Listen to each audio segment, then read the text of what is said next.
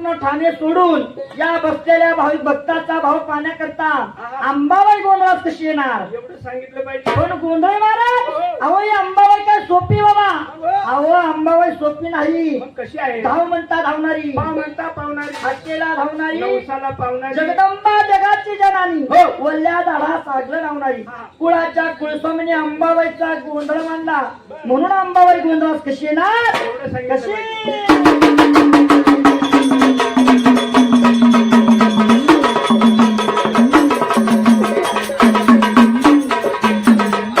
आई अंबाबाई आज आली गोंधळाला.